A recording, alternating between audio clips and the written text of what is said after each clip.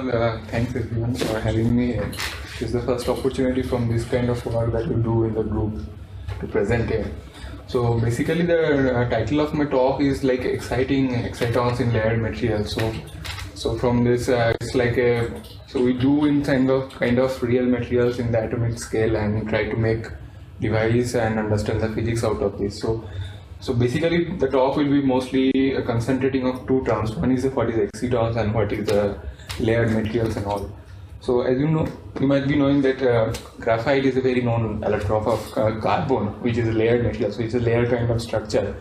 If you can take out one of the structure, it's a perfect atomical sheet of 2D materials that is known as graphene.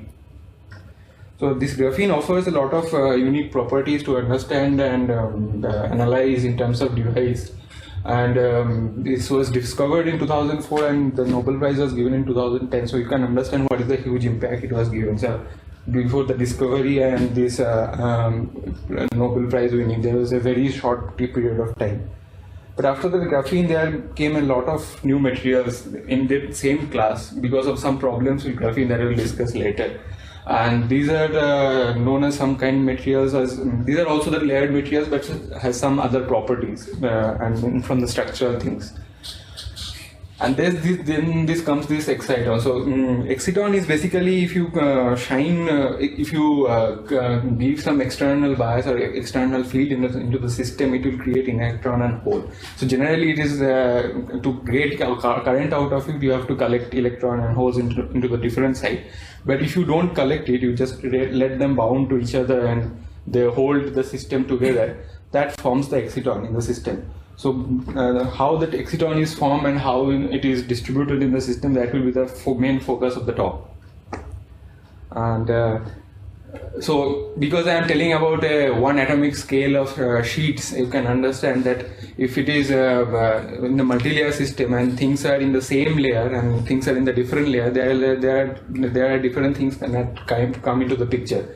Like let's say if the carriers in the same layers, then it forms something called intra-layer exciton, and in the different layer, that is the inter-layer exciton. And this interlayer and because it's a charged particle, you can manipulate them externally, like by applying external bias and all. So that is basically that will be the final part of the talk, I think. So the manipulation of interlayer exciton into the systems and how you can play with them.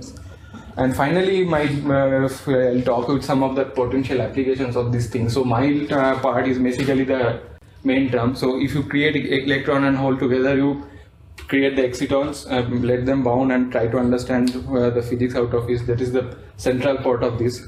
If you don't let them to get bound, you let them recombine. Electron and hole recombines and give light out of this. That will give you the LED.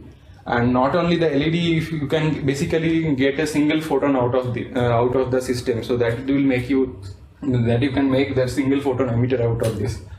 And then on the other way, if you can somehow collect them, the carriers into from your device in different terminals, that will make the photodetector device.